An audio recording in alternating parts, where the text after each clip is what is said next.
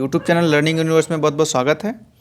आज हम 6th class की साइंस की वर्कशीट नंबर 17 जो कि 27 नवंबर के लिए है उसको पढ़ेंगे, समझेंगे और उसके प्रश्नों को सॉल्व करने का प्रयास करेंगे। तो आज का जो आपका विषय है प्रकाश, छाया और परावर्तन, यानी कि पिछली में हमने जो वर्कशीट उसमें भी प्रकाश और जो दीप्त अदीप्त पिंड इन सब के बारे में पढ़ा था। तो अब हम पढ़ेंगे प्रकाश क्या, छाया और परावर्तन कैसे होता है।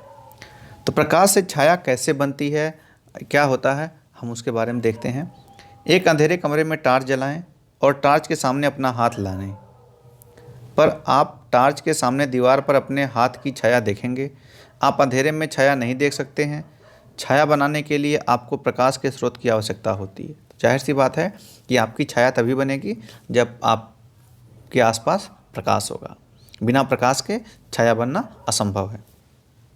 क्यों? क्योंकि जब प्रकाश का मार्ग किसी वस्तु द्वारा बाधित या अवरुद्ध होता है तो वस्तु के पीछे के क्षेत्र पे अंधेरा रहता है, क्योंकि प्रकाश उस क्षेत्र तक नहीं पहुंचता है। ऐसा इसलिए क्योंकि प्रकाश एक सीधी रेखा में चलता है। तो बच्चों, जैसे भी जो चीज़ है, सपोज कर लिए यहाँ एक ऐसे ही एक टार्च है और यहाँ से लाइट ऐसे आ रही है और आगे कोई आपने चीज़ रख दी है, तो क्या होगा, प्रकाश इधर इधर चला जाएगा, लेकिन इसके पीछे क्या होगा, अंधेरा रह जाएगा, क्योंकि प्रकाश सीधी रेखा में चलता है। जैसे कि यहाँ देखिए टार्च में दिखाया गया है कि, या यहाँ आप देखिए ये दिखाया गया है कि यहाँ दीवार है, या अपने टार्च हाथ है तो यहाँ इसका पूरा प्रकाश का हाथ का आकार का पूरा बन गया है, अंधेरा हो गया है, क्योंकि प्रकाश सीधी रेखा में चलता है, टेढ़ी रेखा में नहीं। अब क्या है प्रकाश के बारे में और जानते हैं कि वस्तु के द्वारा प्रकाश का एक हिस्सा अवरुद्ध होने पर छाया का निर्माण होता है। छाया का निर्माण कब होता है? वस्तु के द्वारा प्रकाश का एक हिस्सा जहाँ अवरुद्ध हो जाता है वह छाया का निर्माण होता है। अब पढ़ते हैं कि छाया की आकृति, आकार और प्रकृति किस पर निर्भर होती है।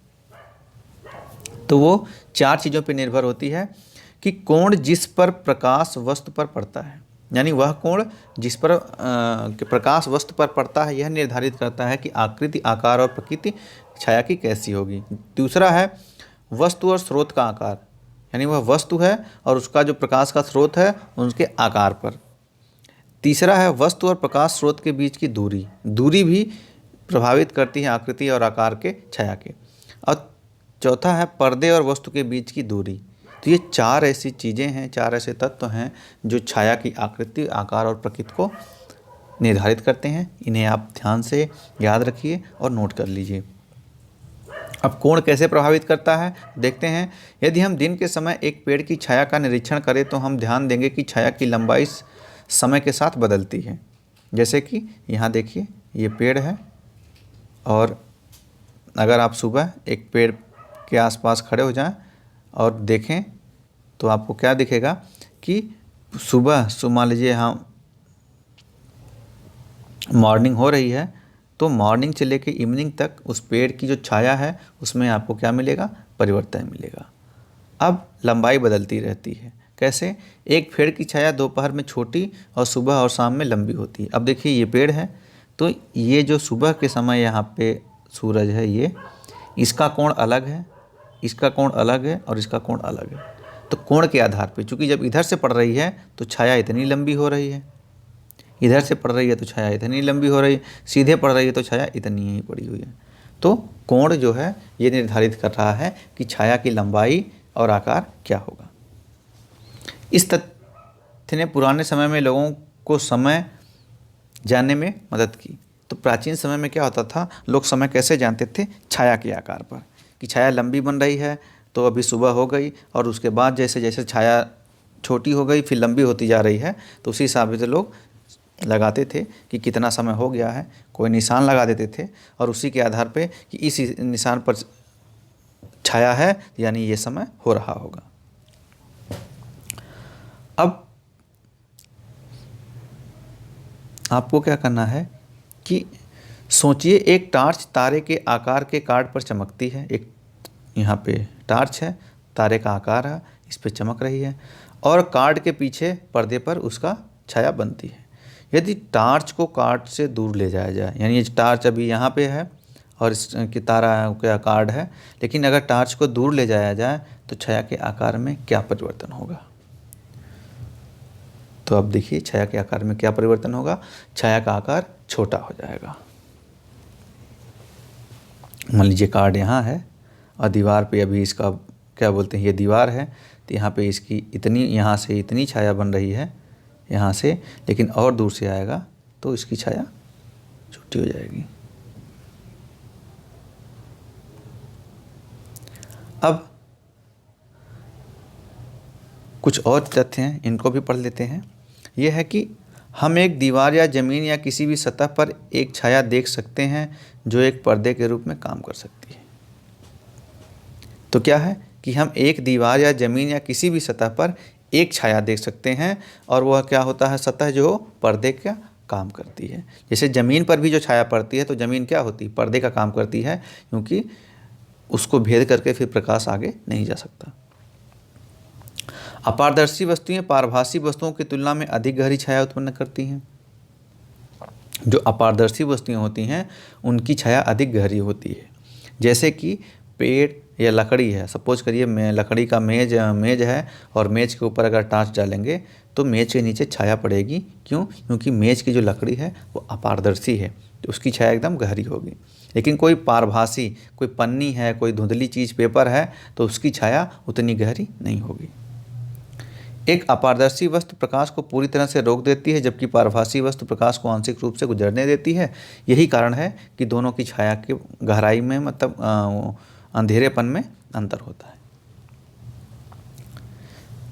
एक पारदर्शी वस्तु शायद ही किसी की छाया का निर्माण करती है और पारदर्शी वस्तु छाया का निर्माण करती ही नहीं।